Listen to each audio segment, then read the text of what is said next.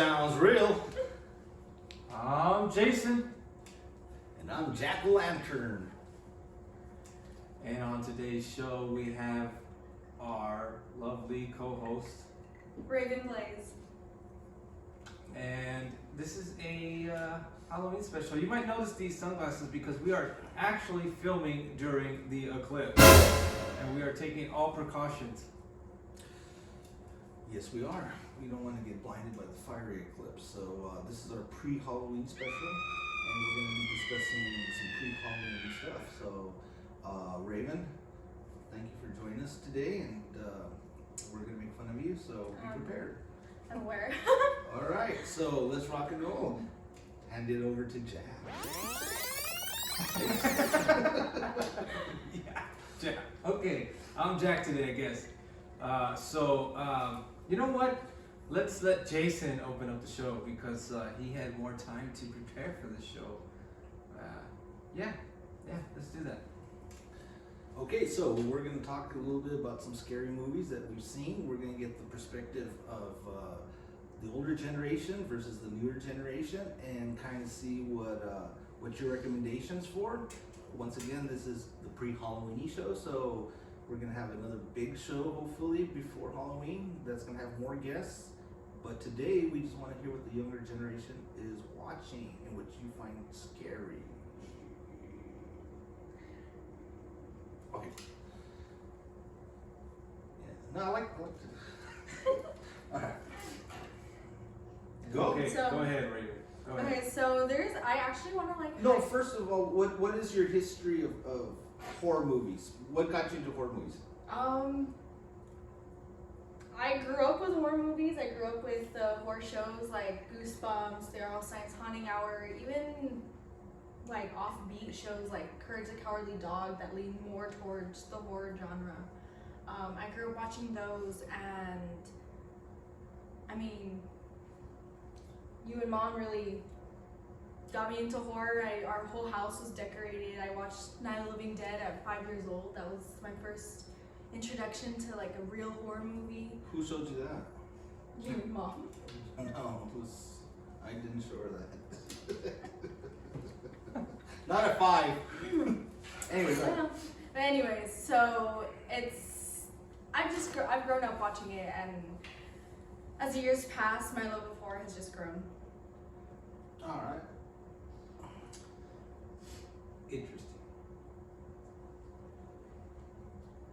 Interesting. So what is like one of the first movies that ever scared you, like literally scared you, that you had some kind of reaction to? Night of the Living Dead. Oh, that's Night right. of the You Living hate Dead. zombies, huh? I have a fear of zombies, and I attribute that to. Oh, I think there was a ghost here. There is a ghost. But I attribute my fear of zombies to watching Night of the Living Dead at a young age. And I mean, now you see it, and there's no reaction, or personally for me, there's no reaction. The special effects. I mean, so many movies have so much more gore, but seeing that at 5 years old and not really being exposed to anything like it, it definitely scared me. Yeah. Did you get the social significance of that movie when you saw it, or that came in later? Not when I saw it, but it did come in later. I mean, with the whole civil rights movement, Mm-hmm. and you know, I don't know if he was, but I think he was one of the George A. Romero was one of the first directors to have a lead African American character, Mm-hmm. and especially in a movie like that. Being the protagonist, being the hero. Yeah. And okay, so after the Night of the Living Dead, was another movie that you saw that you could recommend that you scared you when you were younger? Because you're not a child anymore. So. Right. The Orphanage was another one that I saw, and it's still a really good movie. It still holds up. I still really love that movie. It's basically a ghost story, and it is creepy. It's a Spanish film, and it's about this woman who she was an orphan herself, and she buys the orphanage from her childhood, and she adopts a child, and he ends up going missing, and she has to look for her child, and she's being haunted by the ghosts of the children in that home. Interesting. Yeah, that movie broke me. Yeah, that was one of the. It's a ghost story, but it had so many layers to it, and the end of the movie was very heartbreaking. I don't know if you've seen Oh. The Orphanage. Yeah. When I first saw The Orphan, I really thought it was a horrible movie. Not the Not The Orphan. Orphan. The Orphan was just bad, you know. And it's just they get this kid, and it's just like not what they expected. Not saying that what what we we're were talking talking about? about. No. Yeah, there was even a sequel, Orphan 2, Killer Child or something like that. Okay. Yeah, I guess that was wrong. Okay, so for recommendations for this Halloween season, what would you recommend as your top 5 movies that one? Let's get some criteria going. Alright. So 5 movies that are all-time classics that you have to see, and then I'll ask you something else in a bit. Okay, so all-time classics. The Exorcist, number 1. The power of Christ compels you! I think that's probably on the top of everybody's list for all-time classics. Must see. Exorcist Believer? No, the original. Oh, okay. What is it? 1972, 1973 Exorcist. It still holds up today, and it really set the stage for many more films like that to come, and it was the first of its kind. So that one is definitely a must see. I'm gonna put Night of the Living Dead up there. It was one of the first zombie movie, right? Well, In that type of style. And I don't think if it wasn't for that movie, we wouldn't have the zombie movies that we have today. So that one's definitely gonna be on the list. The original Halloween. That one's, I mean, Michael Myers is such a Halloween icon now. So that one, every Halloween season, you gotta watch the original Halloween movie. Not Halloween 3, right? No. The original. actually, I learned to appreciate Halloween. I used to hate it. Watched it. I think it was sometime No, I last like that. year, and I had a blast watching that movie. I like that. It is so much fun, and it's really part of outside of the Michael Myers. Obviously, everyone knows about Halloween 3, the season of the witch, but rewatch that. Really, it's actually a really good movie. So, anyway, go ahead. Classics. I don't know if it's like the Halloween season, but it's a horror movie and it's a classic, and it's one of my favorite horror films. So The Shining. I personally like to watch that more around Christmas, but it's still a horror movie, so I'm gonna put it as a must-see on my top 5. Here's Johnny! What are we at? 4? 4. One Four. more. Let me think. 4. 5. I don't know. Do you guys have any suggestions? No, this No, is this you. is mine. This is all you. This Okay. is all you. This is all you. You had plenty of time to. We didn't. Let me think. This is another classic, and it's one of my personal favorite movies also, so I'm gonna put Carrie up there. If you have a taste for terror, you have a date with Carrie. I'm gonna put Carrie. I love that movie, and once again, it's a classic, and the original Carrie is a must-see, I think.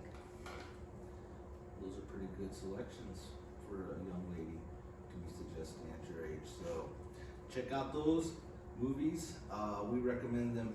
They're all those movies are my top 100. If not some of my top 10 as well. So Jason, what would be 5 most disturbing movies that you have seen that are in the horror genre? Not necessarily, like a war picture or something like that, but disturbing. Okay, top 5 disturbing films would be, and this isn't in any order. No. But I would say Visitor Q. Yeah. That's a pretty very disturbing movie from Takashi Miike. Yeah. Check it out. I would even say Audition from Takashi Miike. Yeah. It's pretty disturbing as well. You know the one we just recently saw was kind of disturbing, Rudo. Yeah.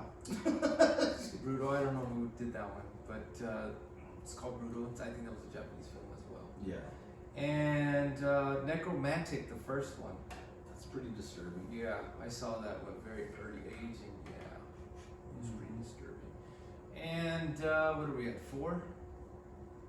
Yeah. I guess the last one would be. Wow. I don't know. You know, Meet the Feebles. Yeah. That's funny though. Funny, but yeah, it's a take on the puppets and on it's just the Muppets Yeah. gone crazy. Yeah. That's, You know, I that's, saw it at an early age, so yeah, it was kind of disturbing, but I liked it. Couldn't stop watching it. So yeah, there's my top 5. I don't have a real top 5, but I'll mention some movies that I saw just that disturbed me. Serbian film. That was kind of disturbing. Yeah, I know it's on everyone's top 5, I think. And In a Glass Cage, extremely disturbing movie for me. I Spit on Your Grave, the original. I haven't seen the remakes. That disturbed me. Last House on the Left, I think, was another one that was pretty disturbing. And Nightmare Before Christmas, I think that's a terrifying movie. That was very disturbing. It is. You know, honestly, think about it. Think about all that's going on. Santa Claus, this iconic figure, and anyway. So, those are my top 5 disturbing films. Can I add 2 movies to that? That I Yeah, think sure were really thing. disturbing. This is your show too right now. So the movie Irreversible.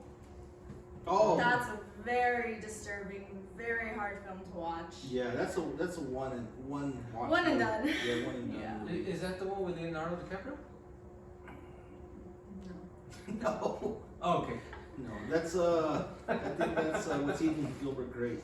You're thinking about. No, I'm thinking about I know what you're thinking about. time travel. and all Yes, that. I know. Anyway, no, wrong movie. And the second one would be Incident in a Ghostland. Oh, that's a really good. That's a really, really good movie, but again, very disturbing. At that time, very difficult to watch. And I like, in that movie, it definitely blurs the lines for a little bit between what's real and what's not. But it's a really well-made film, but once again, very disturbing. Interesting. And then finally, to wrap this all up, so my next question to you, because you know I'm just thinking this stuff right now on the spot. So Oh, we I'm always buying do. Time. I'm buying time. How about modern films or films in the, I guess in the past few years that you've seen that you would recommend as being some good horror films, and maybe something that people don't know or you know, a little bit more obscure that you've seen that you would recommend. So one of my personal favorites that's come out in the last few years is called The Dark and the Wicked. That one's a really good movie. It takes place on a farm. Basically, these 2 siblings, they go because their mom is not doing well. She tells them not to go, and Come outside. yeah, it just from the time they get there, everything just kind of falls to shit. Ooh, we don't use that language on this show, Oh, I don't young lady. That's foul language. Krabs is up. Do you kiss your mother with that mouth? For Tubi, not for. Yeah, Anyways, we're not on Rumble. everything kind of just goes downhill from there, and it's a very creepy film. Yeah. It's a very creepy film. What else? Last Shift, I watched that one. I really enjoyed that one. That one's about this cop, and she goes basically to do the last shift at the station that they're about to close, and it's the anniversary of this cult that I believe They murdered her dad. they murdered her dad, and it's the 1 year anniversary of that, and Weird things go. yeah, weird things happen throughout That's a good the one. entire movie. It starts real quick. It starts off real quickly too. It's a very fast paced movie, Mhm. I think. What else? X. I really Oh, enjoyed it. X. That's it's they definitely pay Oh, I like homage. X-Men. Yeah, Wolverine was good too. They should bring back Dr. Frazier I think so. as the Beast. Yes, yes. That was frightening.